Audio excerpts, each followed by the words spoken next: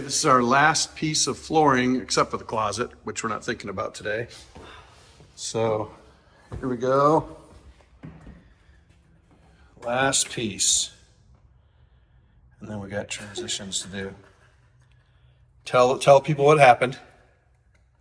Tell them what happened. Wrong side. We cut the wrong side. Okay, we'll be right back. All right, let's try this again without cutting the wrong side of the board. And hopefully, if you get lucky, you'll hear it snap in. Cool. No, it's in. So now we just have to do the transition, which I already cut. And we are done with flooring except for the closet. Beautiful.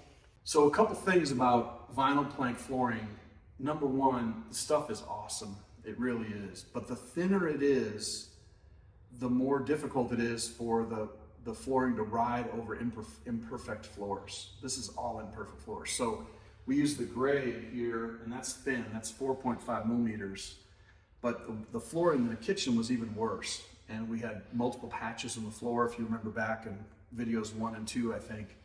So we used a thicker one. I think this is 5.5 or 6 millimeters, this brown stuff. And this stuff, the trick to it is putting that edge in, the side edge first, laying the board down, and then it just clicks in.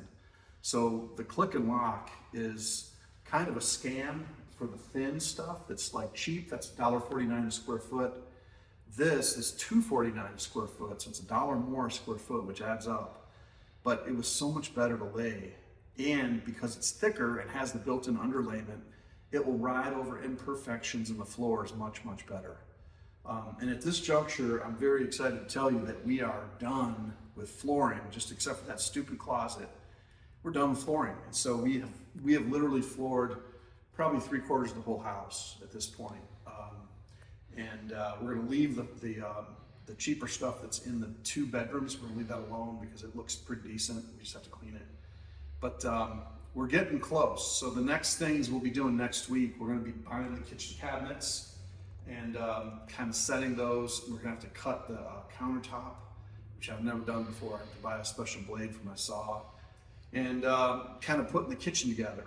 And then it will be time to actually rent this place. So I've got a renter lined up. I'm happy to tell you, $16.25 a month. First and last month's down and a $600 damage deposit. He's got cash, he's ready to go. And I can't wait to take his money because I'm out of cash. I'm right around somewhere in the neighborhood of $9,500 to $10,000 in this basically redo of this house. So thanks so much for watching Rent a Rescue, and we'll catch up to you next week when we get into more corner round and the flooring and fixing the closet, and then getting into some electrical stuff too.